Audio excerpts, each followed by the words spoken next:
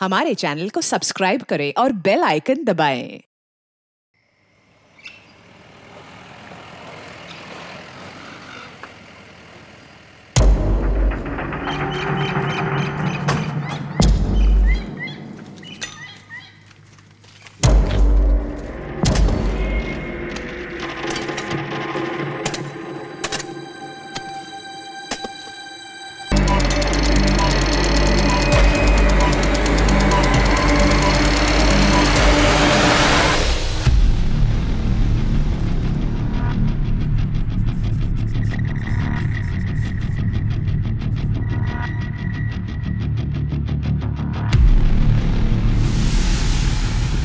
नमस्कार, आदाब। मैं अनूप सोनी क्राइम पेट्रोल सतर्क के ब्लैक हेडलाइंस अध्याय के आज के एपिसोड में आप सबका स्वागत करता हूं। कहते हैं कि समय हर घाव को भर देता है, लेकिन कुछ घाव ऐसे होते हैं जो भर तो जाते हैं लेकिन हमेशा के लिए एक दर्द छोड़ जाते हैं। आज के ब्लैक हेडलाइंस अध्याय के केस में भी कुछ ऐसा ही हुआ था। जब कुछ पुराने पाप उभर कर नए रूप में सामने आए तो उन्होंने कई जिंदगियों को जुर्म की चपेट में ले लिया। शादी कर ले उससे, लेकिन सोना मत। उसके साथ सोई ना तो फिर देख लेना।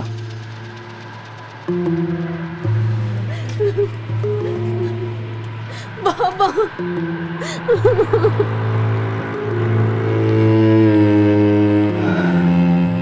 तू तो कह रहा था शादी नहीं करेगा। अरे यार, करनी पड़ रही है, बाबा नहीं मान रहे थे।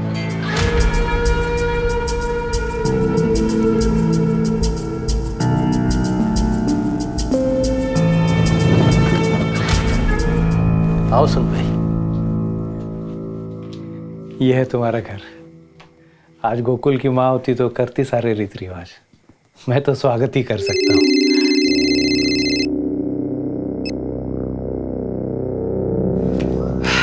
क्या साला, सबकी शादी में तू बाल्टी भर के दारू पीता और खुद की बारी आई तो बात तक नहीं किया, सीधा घुस गया घर में।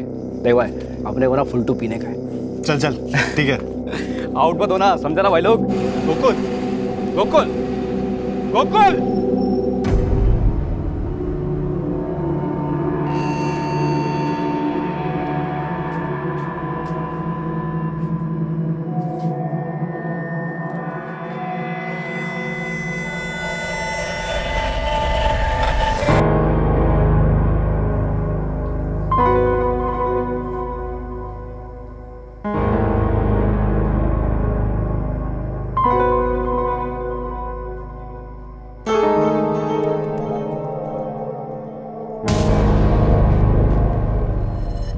अब आज क्या हुआ है?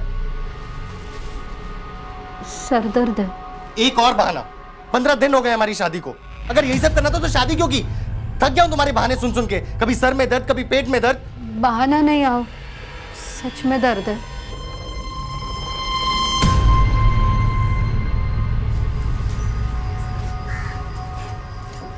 आओ, चाह।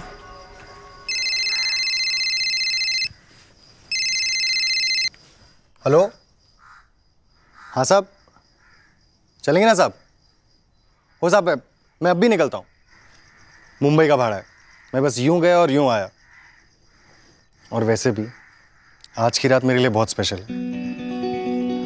लवकर है। कहाँ जा रहे हैं? मुंबई जा रहा हूँ बाबा। अच्छा, सीधे जा और सीधे आ, दोस्तों के साथ बैठने आने कहीं। और कितने बजे तक आएगा? 11 बजे तक लौट आऊंगा बाबा।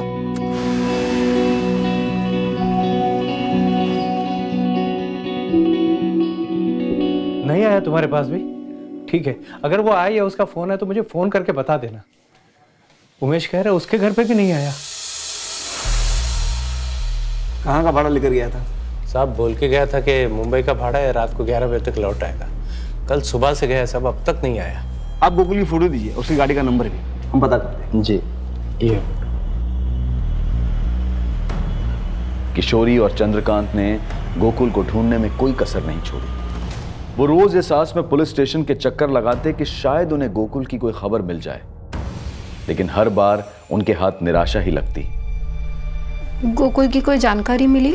वही कह रहे थे, अभी तक कुछ पता नहीं चला। सब मेरी गलती है, मैं ही मनहूस हूँ। मेरी कुंडली में ही कोई दोष है।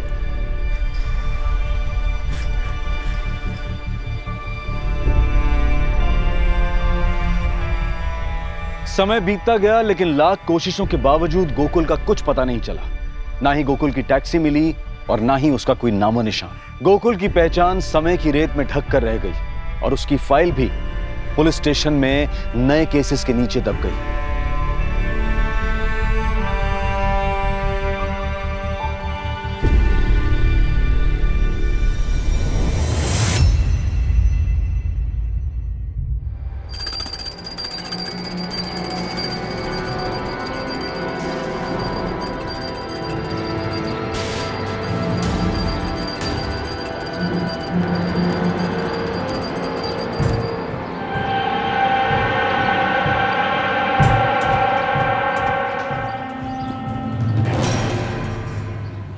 किशोरी, क्या कर रही हो? ये क्या कर रही हो तुम?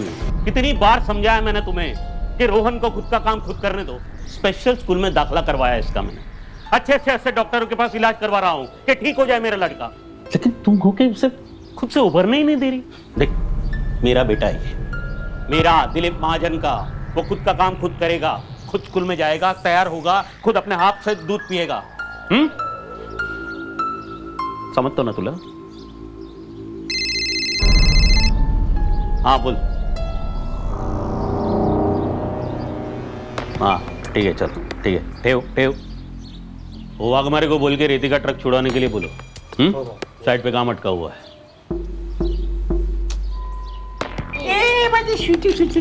चलो पापाला उशीर होते। ओके, चॉकलेट खाते हो? चला, bye bye bye bye bye.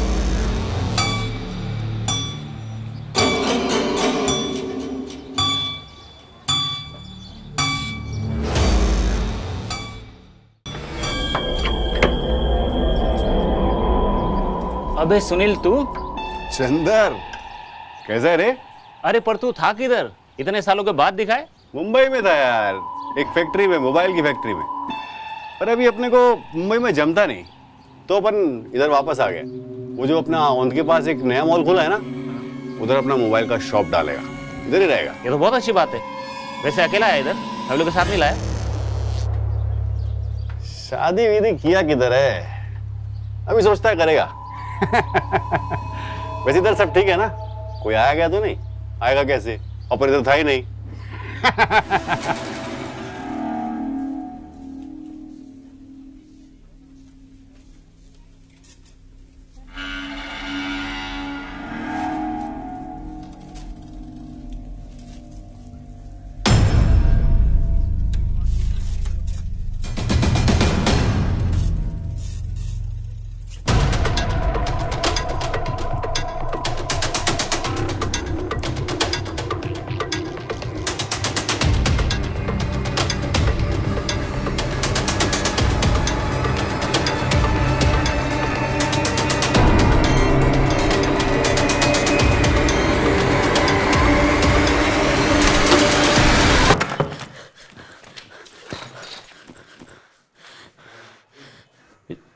काय झालं रे किशोरी?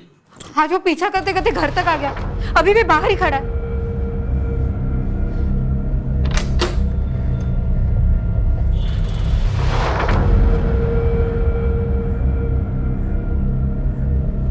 कोई भी तो नहीं बाहर? हमें सांगते ना, अब भी बाहर था वो। तेरे दिमाग के अंदर प्रॉब्लम है किशोरी। तुझे ऐसा बार बार लगता है कि कोई पीछा कर रहा है, लेकिन क्यों करेगा तेरा पीछा कोई? लेकिन ये पहली बार तो नहीं हुआ है ना। उस दिन जब मैं अगरबत्ती लेने गई थी तब भी वो मेरा पीछा कर रहा था। चल मी मंगेला सांगतो, तुम्हारे साथ जाएगा जहां जाना होगा। उसकी जरूरत नहीं है। अगली बार किसी ने मेरा पीछा किया तो मैं पुलिस स्टेशन चली जाऊंगी।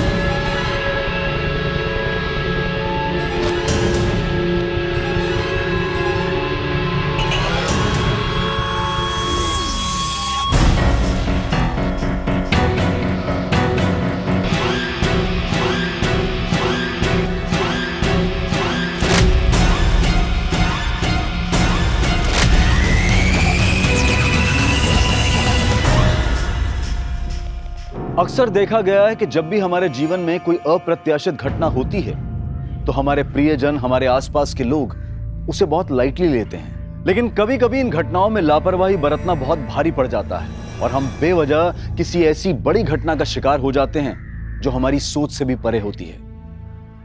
अमन, स्कूल से आते वक्त सीधे घर आ जाना, भाई खेलने मत लग जाना। Okay okay aunty, bye.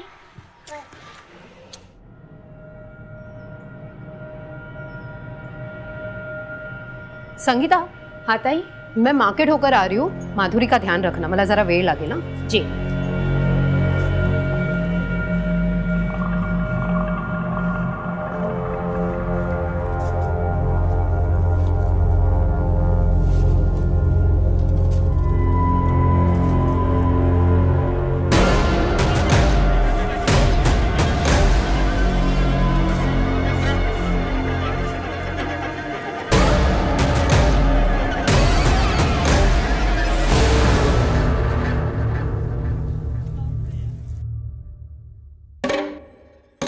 ताई, कहाँ थी आप? कब से आपको फोन कर रहे हैं? अरे फोन की बैटरी खत्म हो गई। पण झालं का, इतनी क्यों परेशान है तू? रोहन बाबा अब तक स्कूल से नहीं लौटे हैं, तो साहब उनको स्कूल में देखने गए थे, तो पता लगा कि वो स्कूल पहुंचे ही नहीं थे। पहुंचा नहीं मतलब? अरे नाही रे, तिकडे बघितला मी। तुम लोग डेपो के उधर जाओ, ठीक है? हाँ, मंगिया को भी बोलो। कहाँ थे तुम? तुम्हारा फोन भी बंद आ रहा है। अरे मुझे नहीं पता, मेरी फोन की बैटरी खत्म हो गई थी। पण रोहन को टाइम मिला? पता नहीं चला अभी तक उसका कुछ। सुनो ना, लेट नहीं करते, पुलिस स्टेशन चलते। संगीता, घर का ध्यान रखो। चल। रोहन घर से स्कूल पैदल जाता है? जी पैदल जाता है सर, उसका स्कूल हमारे घर के पास ही। वो हमारे मोहल्ले के ही 2 बच्चे, अमन और अतुल,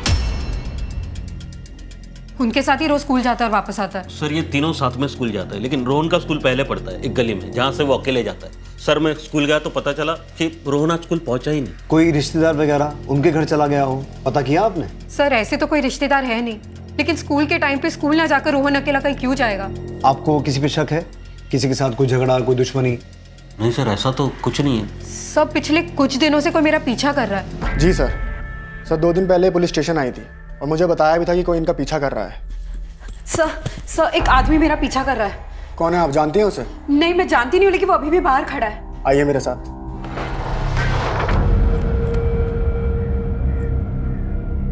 कोई भी तो नहीं है मैडम? अब भी यही खड़ा था वो। क्या हुआ? फिर किसी ने पीछा किया? हाँ? वो आप कौन? ये मेरे पति हैं, दिलीप महाजन। मैंने इन्हें फोन करके बुलाया। कौन पीछा कर रहा था? आपको चेहरा याद है? स्केच बनवा सकती हैं? मैंने कभी उसे ठीक से देखा नहीं, वो पूरी तरह सामने नहीं आता था। दिलीप जी। हाँ सर। आप काम क्या करते हैं? हाँ, मैं कॉन्ट्रैक्टर हूँ, सिविल। तो आपको किसी का फोन आया? I mean, फिरौती के लिए? अभी तक तो नहीं सर। मेरा रोहन बहुत छोटा है सर, प्लीज उसे जल्दी ढूंढिए। आप फिक्र मत कीजिए, हम पूरी कोशिश करेंगे। आपको कोई भी इंफॉर्मेशन मिले हमें बताइए।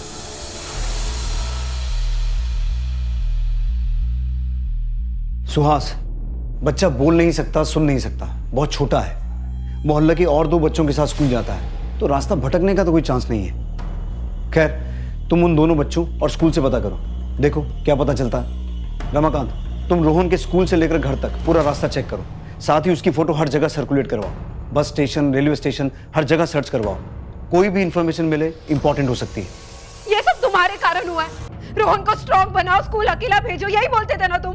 आता बगा, मेरे बेटे का किसी ने किडनैप कर लिया। किशोर, तू ऐसा क्यों समझती है कि किसी ने किडनैप कर लिया उसे? देख देख, पुलिस ढूंढ रही है उसे, मिल जाएगा वो। पता नहीं किस साल में होगा मेरा रोहन। हाँ अंकल, सुबह तो हम साथ ही गए थे। वो जो टर्निंग आती है ना, वहाँ से रोहन अपने स्कूल चला गया और फिर हम अपने स्कूल चले गए। और स्कूल छूटने के बाद? स्कूल छूटने के बाद वो टर्निंग पे हम वहाँ वेट कर रहे थे रोहन का, लेकिन फिर वो आया ही नहीं। बेटा, जब आप स्कूल जा रहे थे तब आपको ऐसा लगा कि कोई आपका पीछा कर रहा था?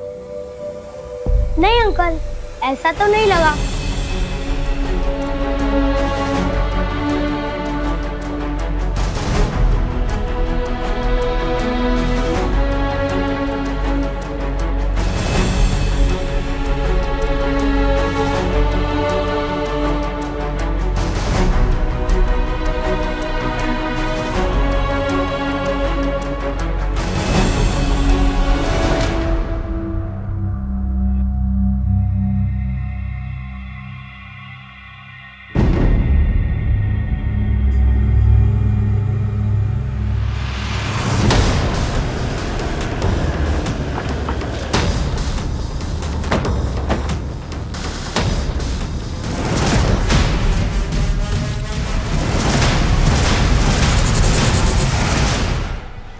सुहास, बच्चे की बॉडी को पोस्टमार्टम के लिए भिजवाओ।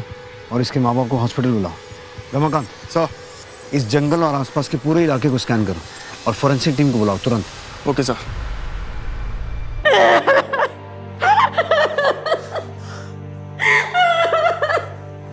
किशोर, ये उसी का काम है।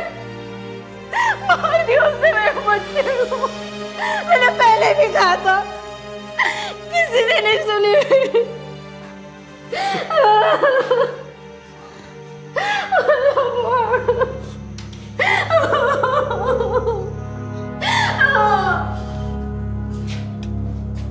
रोहन की बॉडी हमें बकोरी पास के जंगल से मिली। हम अभी इन्वेस्टिगेशन कर रहे हैं। दिलीप जी, मैं आपसे फिर एक बार पूछ रहा हूँ, कोई ऐसा है जो आपको चोट पहुंचाना चाहता हो? आपकी किसी के साथ कोई निजी दुश्मनी हो जो आपके बेटे रोहन को इस तरह से गला दबा के मारे? सर, मैं सिंपल सा कॉन्ट्रैक्टर हूँ। मेरी किसी से क्या दुश्मनी हो सकती है सर?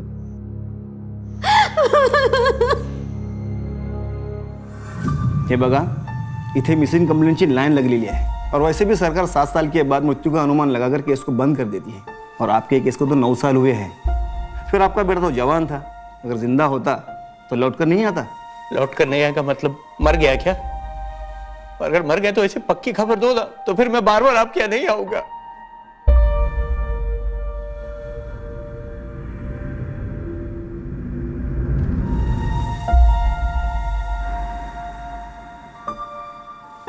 ग्यारह बजे तक लौट आऊंगा बाबा। स्टॉकर का कुछ पता चला? नहीं सर। अगर स्टॉकर ने ही किडनैप किया था और फिर मार दिया तो मकसद क्या था? कहीं कोई साइको किलर तो नहीं? क्योंकि फिरौती का भी कोई कॉल नहीं आया और क्योंकि बच्चा बोल नहीं सकता तो जाहिर सी बात है कि चिल्लाया भी नहीं होगा। क्या पता किलर रोहन के माँ बाप तक कोई मैसेज पहुंचाना चाहता हो। ये दिलीप और किशोरी, इनकी पूरी छानबीन करो। हो सकता है इनके इर्द गिर्द हमें कोई क्लू मिल जाए। हाँ गणेश बोल। साहब, पाटिल नगर में एक चाय वाला है, उसका ऐसे कहना है उसने एक आदमी को रोहन और उसकी माँ का पीछा करते हुए और घूरते हुए देखा है। एक काम कर, इस चाय वाले को तुरंत थाने लेकर आ। बोल सुरेश, क्या देखा तुम? साहब, एक आदमी था जो मेरी दुकान पर चाय पीने के लिए आता था। ये फोटो जो दिखाई गणेश ने, ये लड़का और उसकी माँ को वो घूरता था और उन लोगों का पीछा करता था।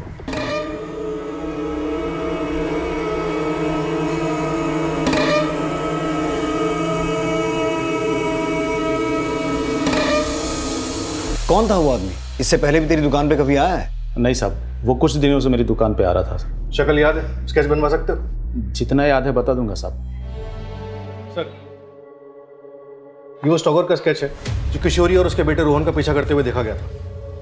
जगह जगह इसके पोस्टर लगवाओ, अपने खबरी नेटवर्क में भी सर्कुलेट करवाओ। इसे जल्द से जल्द पकड़ना होगा।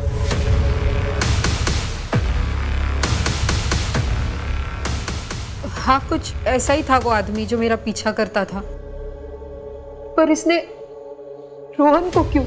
किशोरी जी, आपने तो इसे देखते ही पहचान लिया, लेकिन जब पिछली बार हमने आपसे स्टॉकर का चेहरा पहचानने की बात की थी तो आपने इनकार कर दिया था। सर, मैंने आपको पहले भी बोला था, ऐसे साफ साफ मुझे याद नहीं, क्योंकि वो कभी पूरी तरह सामने नहीं आता था। ये कौन है मैं इसे नहीं जानती।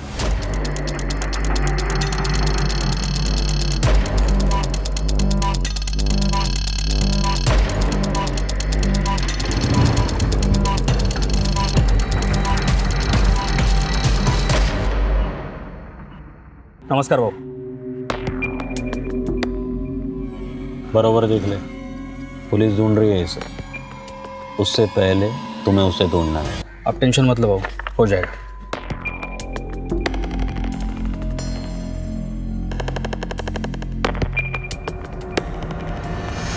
सर, उस स्टॉकर का पता चल गया, लेकिन हैरानी की बात यह है कि उस पर हमला हुआ है और इस वक्त उसका इलाज सिटी हॉस्पिटल में चल रहा है।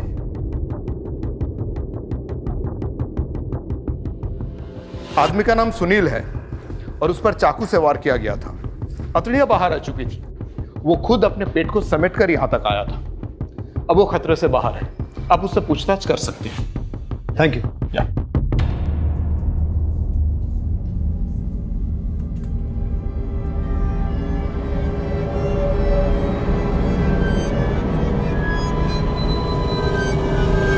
क्या नाम है तेरा? सुनील साहब। ये क्या हुआ, कैसे हुआ? अपन पैदल अपने घर वापस जा रहा था, तभी रास्ते में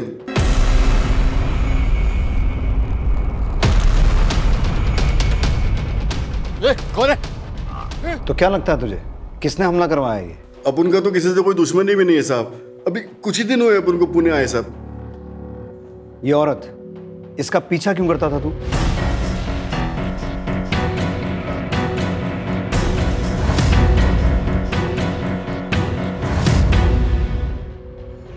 साहब, इस औरत का चेहरा अपन के रिश्तेदारी में एक औरत से मिलता है साहब, लेकिन 3-4 दिन पीछा करने के बाद अपन को लगा कि ये वो औरत नहीं है, तो अपन ने पीछा करना छोड़ दिया साहब। जब तुझे लगा कि तू इसे जानता है तो रोक के पूछना चाहिए था ना। अब साहब, ऐसे कैसे रास्ते में किसी लेडीज से बात करता साहब? किसी लेडीज का पीछा कर सकता है लेकिन उसे रोक के पूछ नहीं सकता। और ये बच्चा, इसे जानता है? हाँ साहब, ये भी इसी औरत के साथ ही रहता था साहब। पर हुआ क्या है साहब? मर्डर। पहले इस बच्चे को किडनैप किया गया, फिर मारा गया, और तू इस बच्चे को और इसकी मां को फॉलो करता था। अब तेरे ऊपर अटैक हुआ है। क्या कनेक्शन क्या है? कोई कनेक्शन नहीं है साहब। अपन तो बस एक आध बार इस औरत का पीछा किया साहब। अपन तो इसको जानता भी नहीं। तू रहता कहाँ है? तेरी फैमिली में कौन कौन है? साई मंदिर के पास दूसरा गली में रहता है साहब। अभी 15 दिन पहले ही पुणे आया साहब। उसके पहले मुंबई में रहता था साहब, एक मोबाइल कंपनी में काम करता था। सर, ये पक्का झूठ बोल रहा है। अगर इसने पीछा करना बंद कर दिया होता तो किशोरी महाजन कांस्टेबल रमाकांत के पास कंप्लेंट करने क्यों आती? सर, एक आदमी मेरा पीछा कर रहा है। कौन है, आप जानते हैं उसे? अभी तो ये सुनील जोशी हमारा प्राइम सस्पेक्ट है, क्योंकि इसे रोहन और उसकी मां किशोरी का पीछा करते हुए देखा गया था, लेकिन इसका मोटिव नजर नहीं आ रहा है। एक काम करो, एक कांस्टेबल तैनात करो इसकी निगरानी के लिए, और हॉस्पिटल वालों से कहो कि जब इसे डिस्चार्ज दें पहले हमें इन्फॉर्म करें। फिलहाल के लिए पुणे में जहां ये रहता है उसके आसपास और मुंबई से इसका बैकग्राउंड चेक करवा। सर, मैंने किशोरी और दिलीप के घर काम करने वाली मेट संगीता से बात की। क्या कहा उसने? मेरा नाम तो नहीं आएगा ना, नहीं तो मेरा काम छूट जाएगा। संगीता, तू टेंशन मत ले, जो जानती है सच बता दे, तुझे कुछ नहीं होगा। मेरे को तो लगता है कि दिलीप साहिब रोहन बाबा से प्यार ही नहीं करते थे। बार बार समझा ना कि उसे खुद का काम खुद करने दो।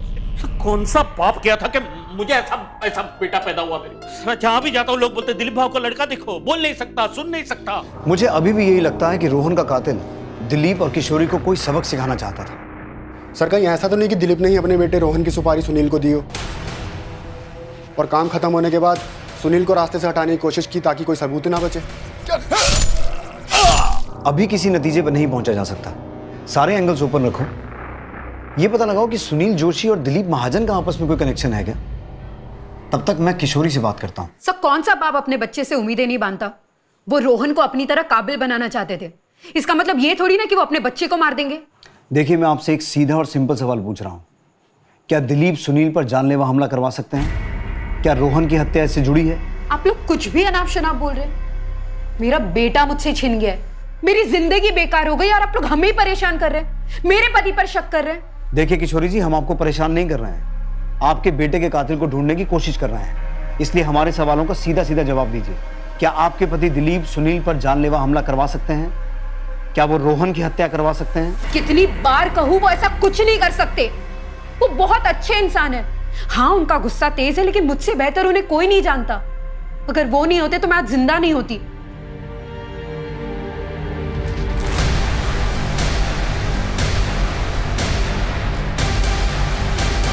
He is fit now. हम उसे डिस्चार्ज दे रहे हैं, आगे आप देख लीजिए। अभी के लिए तुझे जाने दे रहे हैं, लेकिन ये मत समझना हमारी नजर नहीं रहेगी तुझ पे। हमें बिना बताए तो शहर से बाहर नहीं जा सकता और रोज थाने आना पड़ेगा तुझे हाजिरी देने के लिए, समझा? ठीक है साहब, अपन आ जाएगा रोज आपसे मिलने। अभी चलता है।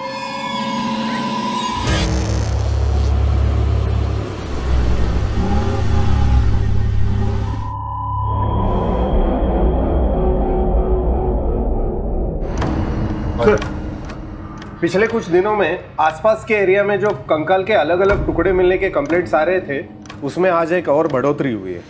किसी गाड़ी के नीचे कंकाल का सर मिला है। अभी तक जितनी भी हड्डियां मिली हैं सबको FSL लैब में टेस्टिंग के लिए भिजवाओ और रिपोर्ट मंगवाओ।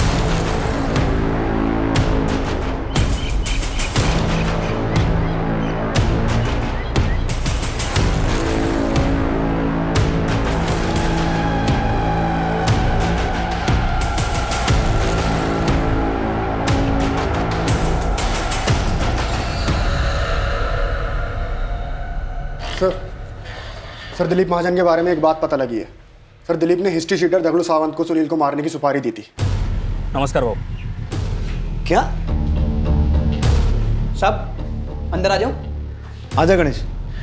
साहब कल रात को मैंने सुनील का पीछा किया, वो जंगल में गया था, वहाँ एक गड्ढे के पास जाके खड़ा हो गया और काफी परेशान लग रहा था साहब। ये सुनील मुझे शुरू से ही गड़बड़ लग रहा है। जब पहले हमने उससे दिलीप के बारे में पूछा था तो उसने कहा कि वो एक दूसरे को नहीं जानते हैं, तो दिलीप ने उसे मारने की सुपारी क्यों दी?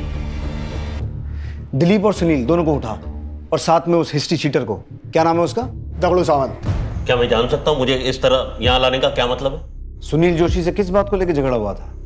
साहब अपन का दिलीप महाजन के साथ कोई झगड़ा नहीं है। अच्छा, रोहन को मारने की सुपारी के पैसों को लेकर झगड़ा हुआ था? सर तुम क्या डोका फिर लायत का? हाँ, मैं अपने रोहन को मारने के लिए सुपारी दूंगा? मामला बिल्कुल साफ है। तुम्हें रोहन पसंद नहीं था, उसका ना बोलना तुम्हें खलता था, और तुम जानते थे कि सुनील रोहन और उसकी माँ का पीछा करता है। तुमने उसका इस्तेमाल किया, सुनील के हाथों अपने बेटे को मरवाया, और तुम्हारा राज सामने ना आए इसलिए तुमने सुनील की भी सुपारी दी। अपन बहुत सीधा साधा आदमी है साहब। मुंबई में मोबाइल कंपनी में काम करता था, इधर पुणे में अपना दुकान खोलना चाहता है। साहब अपन कौन सा साइकिल से आपको सुपारी लेने वाला लगता है साहब, वो भी छोटे बच्चे की। सर आप जानते हैं आप क्या बोल रहे हैं? मेरा बच्चा मरा है सर, और उसके कातिल को पकड़ने के बजाय आप मुझ पर शक कर रहे हो। बार बार एक ही बात दोहरा रहे हो कि मैंने अपने रोहन की सुपारी दी उस सुनील को मारने के लिए। सर मैं 1000 बार कह चुका हूं कि मैं नहीं जानता हूं ये कौन है, सुनील पुनील जो भी है। नहीं जानता ना सुनील को? नहीं। ठीक है,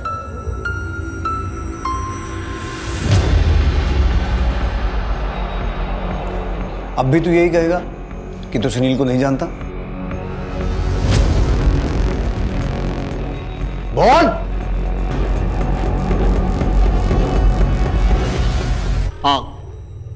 हाँ दी मैंने सुपारी, लेकिन उस साले की किस्मत अच्छी थी कि बच गया साला। लेकिन अगर दोबारा मुझे मौका मिलेगा ना, मैं उसे छोड़ूंगा नहीं, मार डालूंगा सर उसे। रोहन कैसा भी था लेकिन मेरा अपना खून, बहुत बहुत प्यार करता था मैं उससे, अब भी करता हूं उसे। एक तरफ तो तू अपने बेटे से परेशान था कि समाज में तेरा नाम खराब हो रहा है, दिलीप भाऊ का बेटा बोल सुन नहीं सकता, तो अचानक ये हृदय परिवर्तन कैसे हो गया? देख मैं अभी भी बोल रहा हूं, सच सच बोल। सर मैं सच बोल रहा हूं, आप चाहे तो उसे दगड़ू से पूछ लीजिए। हम उस तक पहुंचे उससे पहले कोई किसी और ने उस पर हमला कर दिया। हाँ साहब, और मैंने भी बोला ना साहब आपको कि मुझे सुपारी मिली थी, लेकिन मेरे से पहले किसी और ने काम कर दिया। क्या लगता है सर आपको, दिलीप सच बोल रहा है? कुछ कहा नहीं जा सकता सुहास। आज के जमाने में इंसान किसी भी हद तक गिर सकता है, ऐसे में हमारा काम और कठिन हो जाता है। दिलीप और सुनील इन दोनों के कॉल रिकॉर्ड चेक करो, शायद कुछ सुराग मिले। Right sir.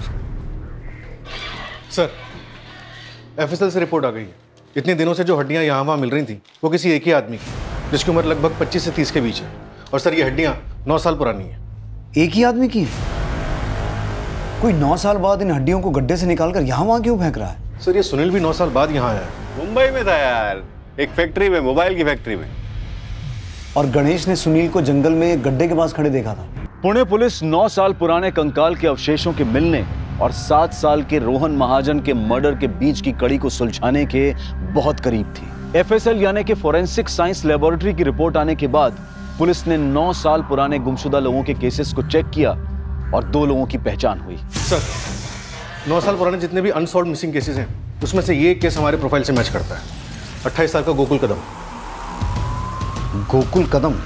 इसकी फैमिली से मिलो, पता करो 9 साल पहले की इसकी क्या कहानी है। Right sir.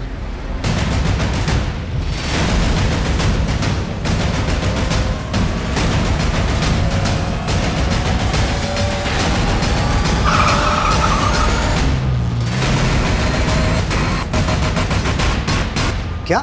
हाँ सर। तू तो कह रहा था शादी नहीं करेगा। अरे यार करनी पड़ रही है, बाबा नहीं मान रहे थे।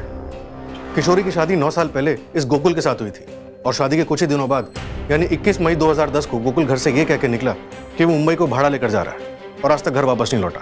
ये किशोरी, सुनील और दिलीप, इनके बीच कुछ ना कुछ खिचड़ी तो पक रही है।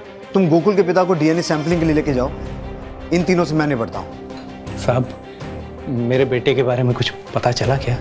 देखिए हमें कुछ हड्डियां मिली है, एक बार आपका डीएनए सैंपल मैच करा के देखते हैं, शायद जवाब मिल जाए। सर, सुनील कल से हाजिरी पे नहीं आया। मैं उसके घर पे गया था, वहां पे भी नहीं है। उसका फोन भी स्विच ऑफ आ रहा है।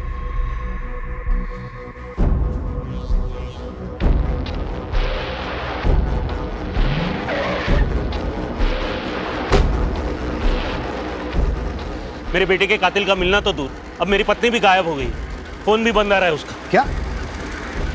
कितने बजे निकली तुम्हारी पत्नी घर से? 2 बजे नहीं, 1 बजे। एक के बाद एक सारे हादसे तुम्हारे घर में क्यों हो रहे हैं? कहीं किशोरी को तुमने ही तो गायब नहीं किया है? मेरे बेटे के कातिल को ढूंढने के बजाय, मेरी पत्नी को ढूंढने के बजाय आप मुझे ही सवाल पे सवाल पूछे जा रहे हैं सर। वही बीवी जिसकी 9 साल पहले भी एक शादी हो चुकी थी, और फिर एक दिन अचानक उसका पति गायब हो जाता है, और फिर 1 साल के इंतजार के बाद तुम उसकी मांग में सिंदूर भर देते हो। तुमने क्यों शादी की उससे? क्या वजह थी? मुझे जो सही लगा वो किया मैं बताता हूँ कि तुमने किशोरी से शादी क्यों की। तुम पहले से ही किशोरी को पसंद करते थे, या शायद तुम दोनों एक दूसरे को पसंद करते थे। बस उसके पति को मार दिया और कर ली शादी। और अगर रोहन की बात करें तो वो बेचारा बोल सुन नहीं सकता था, तुम उस पर भी अपना गुस्सा उतारते थे, उसे दूसरे बच्चों के साथ कंपेयर करते थे, और अपने इसी गुस्से की वजह से तुमने एक दिन उसे मार दिया। और जब ये बात किशोरी को पता चली तो तुमने किशोरी को भी गायब कर दिया, या उसे भी। जिस जंगल के गड्ढे से गोकुल कदम के अवशेषों को निकाला गया था, पुलिस ने हाईवे से उस जंगल को कनेक्ट करती हर सड़क पर लगे सीसीटीवी कैमरा के फुटेजेस को घंटों घंटों बैठकर देखा, और एक सीसीटीवी फुटेज में उन्हें एक टेम्पो जंगल की तरफ जाता और फिर वापस आता दिखाई दिया, और ये टेम्पो किसी पकिया नाम के आदमी का था। और वे पकिया, दाल चावल कैसा है?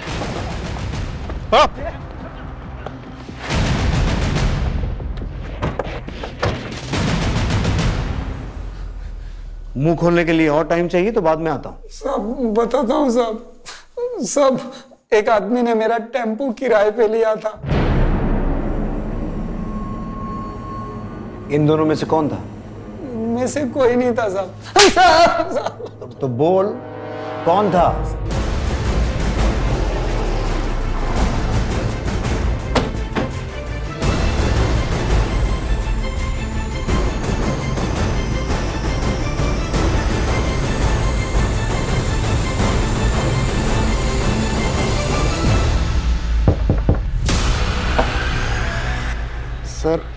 सर 2 दिन पहले पुलिस स्टेशन आई थी।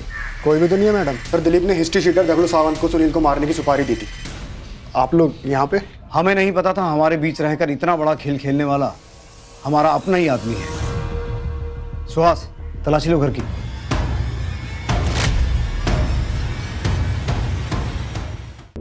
अब सिर्फ सच बोलना बेहतर होगा तेरे लिए। बोल, 9 साल पहले गोकुल और अब रोहन को क्यों मारा, और सुनील और किशोरी को बंदी बना के क्यों रखा था? उनके साथ क्या संबंध है तेरा? सब बताता हूँ, लेकिन सर एक बात है कि मैंने रोहन को नहीं मारा है। बाकी सब कुछ बताता हूँ। किशोरी और मेरे भी संबंध थे। हम दोनों एक दूसरे से प्यार करते थे। मैं तुमसे प्यार करती हूँ रमाकांत, किसी और से शादी कैसे कर सकती हूँ? शादी कर ले उससे, लेकिन सोना मत। आगे जो करना है वो मेरे पर छोड़ दे। अगर उसके साथ सोई ना तो फिर देख लेना। जाति अलग होने की वजह से घर वाले राजी नहीं थे, इसलिए हम शादी नहीं कर सकते थे। फिर एक दिन किशोरी के पिता ने गोकुल से उसकी शादी कर दी। हमने पहले ही तय कर लिया था कि शादी भले ही गोकुल से हो जाए, लेकिन वो रहेगी सिर्फ मेरी, और वक्त आने पर हम शादी कर लेंगे। मैंने रमाकांत की बात मान ली और तय कर लिया कि मैं गोकुल से दूर ही रहूंगी और उसे भी अपने करीब नहीं आने दूंगी। अब आज क्या हुआ है? सर दर्द है।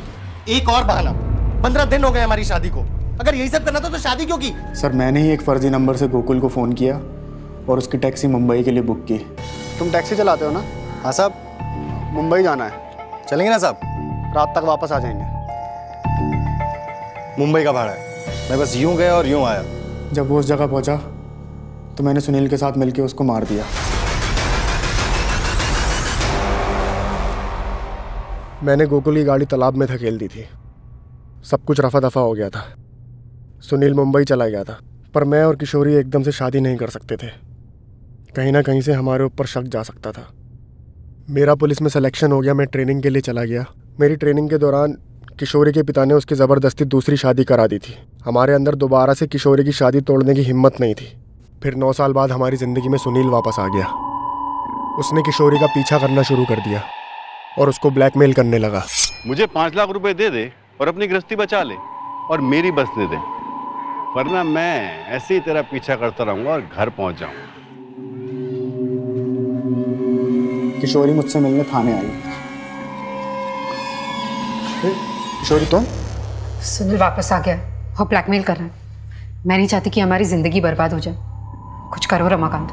वो कंप्लेंट करने के बहाने थाने आई और पीछे से अपने पति दिलीप को भी बुला लिया ताकि किसी को शक ना हो। फिर मैंने सुनील को मरवाने के लिए उस पर हमला करवाया, लेकिन वो बच गया। फिर मैंने झूठी कहानियां बनाकर शक की सुई दिलीप महाजन की तरफ घुमा दी। बराबर देख ले, पुलिस ढूंढ रही है इसे। आप टेंशन मत लो, हो जाएगा। मैंने पूरी कोशिश की कि पुलिस सुनील को ना छोड़े, लेकिन उसके खिलाफ सबूत ना मिलने के कारण उसको छोड़ना पड़ा। मुझे पता था कि वो गोकुल की बॉडी को लेकर मुझे अब ब्लैकमेल करेगा, इसलिए मैंने 9 साल पहले दफन की हुई गोकुल की बॉडी को निकाल लिया और कंकाल के टुकड़े इधर उधर फेंक दिए। सुनील के लिए मेरा शक यकीन में बदल गया जब मैंने उसे गड्ढे के पास देखा। मैंने सुनील को उठाया और बंदी बनाया और उसको समझाया कि वो चुप रहे, लेकिन वो नहीं माना, तो इसलिए मैंने उसकी ज़बान ही काट दी। और किशोरी के अपहरण के पीछे का क्या ड्रामा है? वो मुझसे मिलने आई थी, लेकिन वो गन ले आई। उसे लग रहा था इन सब के पीछे का जिम्मेदार मैं हूँ। अपने बच्चे के अपहरण से वो हताश हो चुकी थी। उसने बिना मुझसे पूछे आप लोगों से कंप्लेंट कर दी। रोहन की हत्या और सुनील के पीछे पड़ जाने के बाद वो पूरी तरह से टूट गई थी। मुझे डर था कि वो अपने बच्चे के गम में सारी सच्चाई आपको ना बता दे, इसलिए मैंने उसको भी किडनैप किया।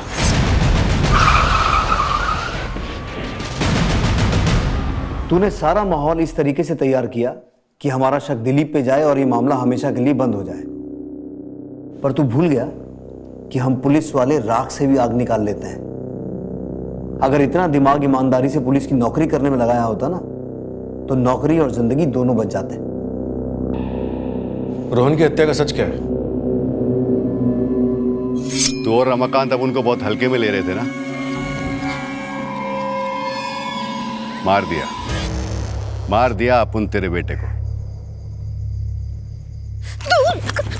सुन, अभी भी अगर तुम लोग बाज नहीं आए ना, तो अपन तो फंसेगा ही, लेकिन तेरी पोल भी खोल देगा। अभी अपन को 5 लाख नहीं 10 लाख चाहिए, वरना अपन तेरे पति को बता देगा कि तेरा एक कातिल के साथ चक्कर था और तूने ही अपने आशिक के हाथों अपने पहले पति को मरवाया। फिर जब मैंने ये बात रमाकांत को बताई तो उसने सुनील पर जानलेवा हमला किया। क्या कर? मैं नहीं जानती थी कि 9 साल पहले किया गुनाह मेरी जिंदगी में वापस आकर तबाही मचा देगा। जुर्म चाहे कितनी भी चालाकी से किया जाए, कितना भी छुपाया जाए, लेकिन एक ना एक दिन वो बाहर आ ही जाता है।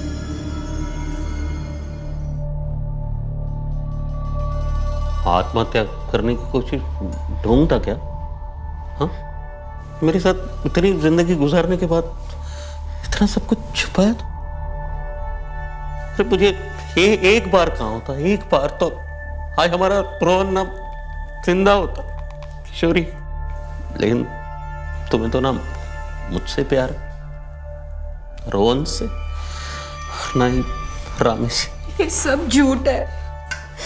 मुझे आपसे सच्चा प्यार है और इसी सच्चे प्यार को खोने के डर से मैंने आपसे सब कुछ छुपाया।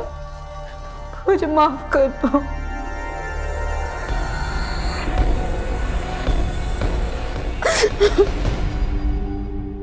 अगर इंसान सही और गलत का फर्क समझ ले, भले और बुरे को जान ले, तो जुर्म का ख्याल आने से पहले ही उसके कदम पीछे हट जाते हैं। लेकिन जब इस सकारात्मक यानी कि पॉजिटिव सोच को कुचल दिया जाता है, तो अपराध की दहलीज पार करते हुए समय नहीं लगता और फिर अपराध नए नए रूप में जन्म लेता है। किशोरी ने गोकुल से शादी तो कर ली, लेकिन निभा नहीं पाई। उल्टा पीछा छुड़ाने के लिए अपराध के दलदल में फंस गई। वो चाहती तो अपने बनाए इस चक्रव्यूह से गोकुल को अपना कर खुद को आजाद कर सकती थी, लेकिन उसने आजादी के लिए अपराध का दामन थामा और अंजाम आप सबके सामने है। इसलिए सोचें, समझें और जीवन के हर मोड़ पर सही फैसला लें। ऐसा फैसला जो आपके जीवन चक्र को सुखद बनाए। अब मैं अनूप सोनी आपसे विदा लेता हूं। फिर मुलाकात होगी क्राइम पेट्रोल सतर्क के ब्लैक हेडलाइंस अध्याय में एक और नए केस के साथ। और याद रखें, क्राइम और आपके बीच में सिर्फ इतना फर्क है कि आप कितने सतर्क हैं। सतर्क रहें, सुरक्षित रहें। जय Hind. For more updates, subscribe to our channel, click the show links and enjoy watching the videos.